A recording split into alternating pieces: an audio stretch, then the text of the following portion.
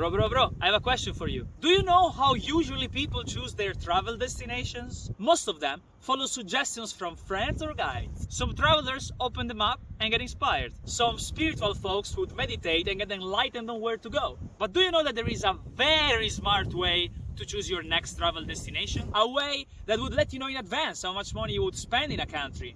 A way that would let you choose what's the best city suited for you in that country. A way that would prevent you some weird surprises when it comes to visa requirements. I've been a nomad for the past 7 years and I've made plenty of mistakes. Now I want to share with you my knowledge so you don't have to make them, man. In this video, I will show you the system I use to choose my destinations. So sit down, relax, and enjoy this video. Bro, this is Numbeo.com. This website has helped me so much since I've been a nomad. It's basically an extensive database of cost of living prices in cities and countries around the world.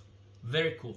I will show you how it works. I found myself in Venice, Italy because I'm visiting my family. If I write here Venice, Italy, it will tell me in this city what are the cost of living prices for restaurants, market, transportations, clothing, rent per month. You have the price on average and you have a range of prices. One of my favorites, you can check the average monthly net salary of the cities you're going to.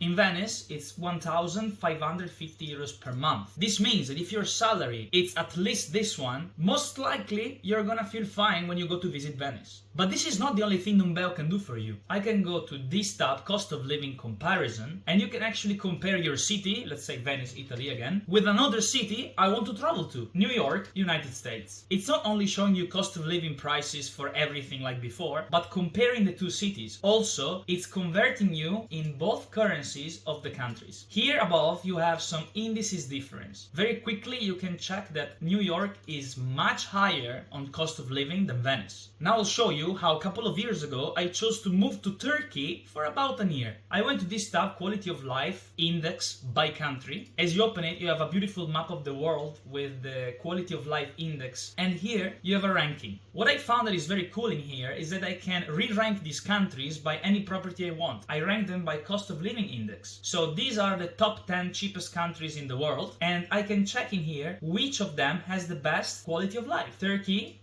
has the best quality of life.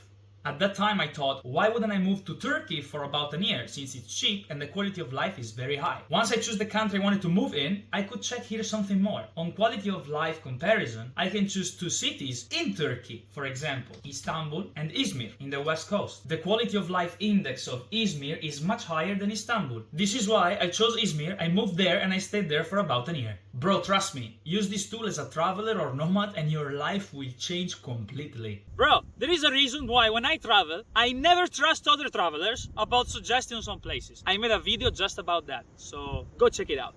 Even if you find a country you get inspired to travel to on Numbeo.com, you have to be careful with visa requirements. There are many websites that can help you to understand what are the visa requirements for your passport, but those websites are not always up to date. This specific website, Passport Index, is very cool because it's not only ranking passports and you can discover a lot of stuff about places. You can also click on your own passport and it's telling you for each country around the world what are the visa requirements. Also, for some of them, it's helping you because if you need a visa, you can click and it will redirect you to the specific website that you will need to click and go to in order to request your visa. Pretty cool, huh?